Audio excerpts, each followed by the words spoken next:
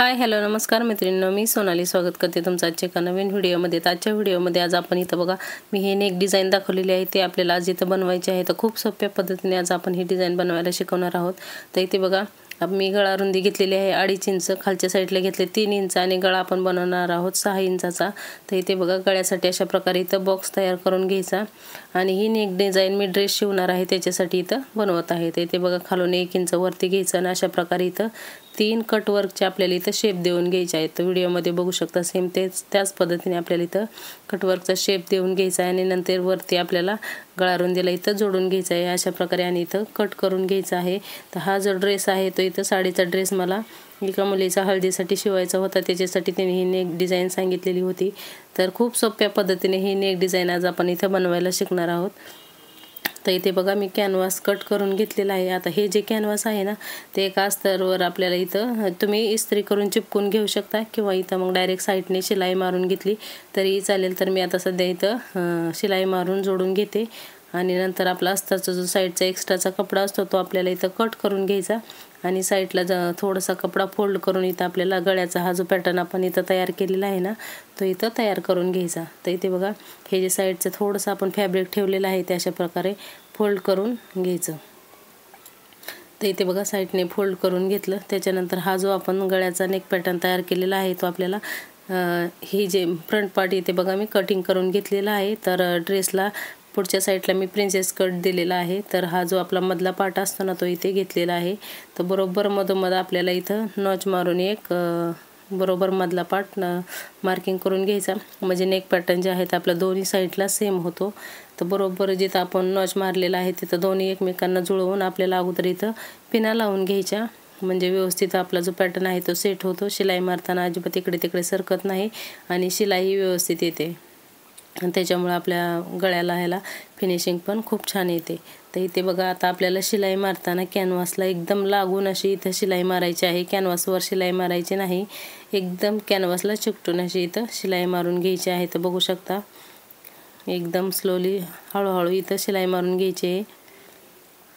जसा आपण कटवर्कचा शेप दिलेला आहे ना राऊंड त्याच्यानुसारच आपल्याला इथं मशीन हळूहळू फिरवत आपल्याला इथं शिलाई मारून घ्यायची आहे। जिथं कॉर्नर आहे तिथं सुई आतमध्ये घालून ठेवायची आणि नंतरच आपला कपडा फिरवायचा म्हणजे जो कॉर्नर आहे ना तो एकदम परफेक्ट असा निघतो। जर तिथं सुई आपण आतमध्ये घालून नाही ठेवली तर जो कॉर्नर आहे तो बनत नाही आणि राऊंड शेपच तयार होतो, त्याच्यामुळे गळ्याला जशी पाहिजे तशी आपल्याला फिनिशिंग इथं येत नाही।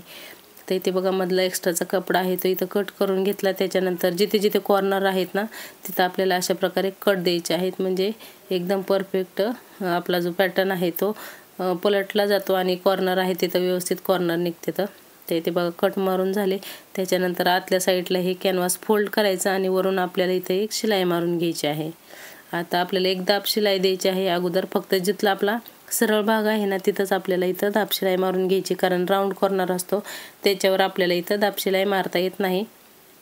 फक्त दोन्ही साईडला जे सरळ भाग आहेत ना त्याच्यावर आपण दाब शिलाई मारून घेतली, त्याच्यानंतर कॅनव्हास आतल्या साईडला पूर्ण पलटी करायचं आणि एकदम किनारीला आपल्याला एक शिलाई मारून घ्यायची व्यवस्थित। आता वर किनारीला शिलाई नाही मारली तरीही चालेल, तुम्ही डायरेक्ट प्रेस केलं ना तरी पण गळ्याला फिनिशिंग छान येते, पण आता इथं दाखवण्यासाठी मी फक्त वरून एक दाब शिलाई मारून घेतलेली आहे।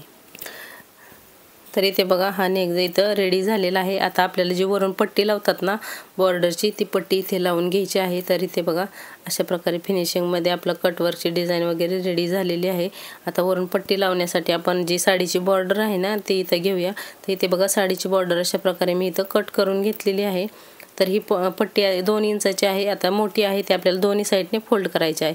तर इकडच्या साईडने अर्धा इंच आणि इकडच्या साईडने अर्धा इंच अशा प्रकारे फोल्ड करून बरोबर आपल्याला इथं पाऊण इंचाची पट्टी तयार ठेवायची आहे। तुम्हाला थोडी मोठी ठेवायची असेल तरी मोठी ठेवू शकता, छोटीही ठेवू शकता, तुमच्या चॉईसनुसार इथं कमी जास्त तुम्ही इथं पट्टी तयार करून घेऊ शकता। आता इथे ही जी पट्टी आहे ती मी पाऊण इंचाची इथं तयार करून घेतली आहे आणि साडीतलीच बॉर्डर इथं कट करून घेतलेली आहे आणि ह्याच बॉर्डरची सुंदर अशी नेक डिझाइन दिसते।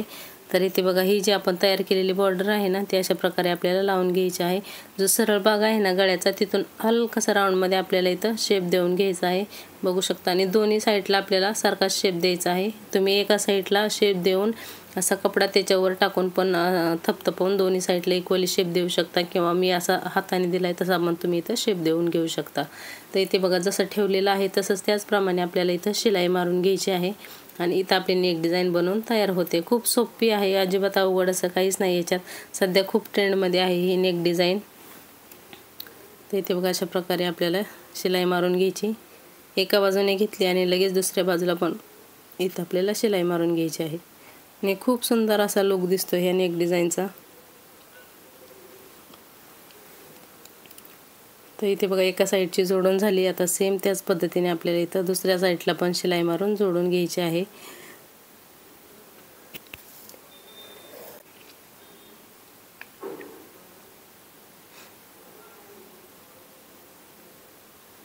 ते इथे बघा दुसऱ्या साईडची पण जोडून झालेली आहे.